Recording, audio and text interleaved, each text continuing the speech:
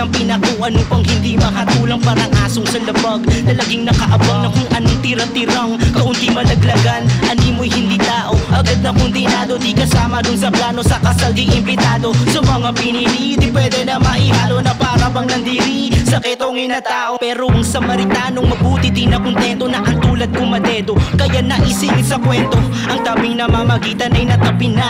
Kung kaya't di na iba, gayong heredero na. Dahil ang Samaritanong mabuti di na kontento, pinutol ang kandado matapos tapusin ang kaso sa pagbaon ng pako. Sakit na di matago, isang kapilan na dako, ikaligtasan ng tao. Pangakong tinupad at mga pahayag, binunag sa sariling bayan at sa aking hinayang. Ako ay hindi nakaabang na sa hapag, ako ay hindi na makatanggap ng hapag. Pangakong tinupad at mga pahayag, binulag sa sariling bayan at sa aking hinayang. Ako ay hindi nakaabang na sa hapag, ako ay hindi na makatanggap ng hapag. Sino ba ang dapat na isama doon sa paraiso na pangakong di na magdudusa? Kung lahat may kapintasan at lahat makasalanan, makakamit pa nga ba yung pangakong kaligtasan? Pamantayan ay si Kristo at lahat mananagot. Kung ugnayan ay walang hindi masasangkot. Pilit maging mabuti ay pagpapakahangal, hindi to bilangan o paramihan ng mga dasal. Palakasan sa taas, nakadepende ba sa lahi? Hudyo ba o hintil, para kanino ba ang langit? May magagawa ba tayo kung piniling di mamili? Madaling magmalaki at mas mahirap pang umibig.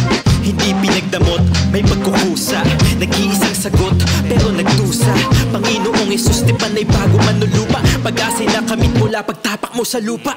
Pangakong tinupad at mga pahayag, binunag sa sariling bayan at sa aking hinayang. Ako ay hindi nakaabang na sa hapag, ako ay hindi na makatanggap ng hapag. Pangakong tinupad at mga pahayag, binulag sa sariling bayan at sa aking hinayang. Ako ay hindi nakaabang na sa hapag, ako ay hindi na makatanggap ng habag. Pangakong tinupad at mga pahayag, binulag sa sariling bayan at sa aking hinayang. Ako ay hindi nakaabang na sa hapag, ako ay hindi na makatanggap ng hapag.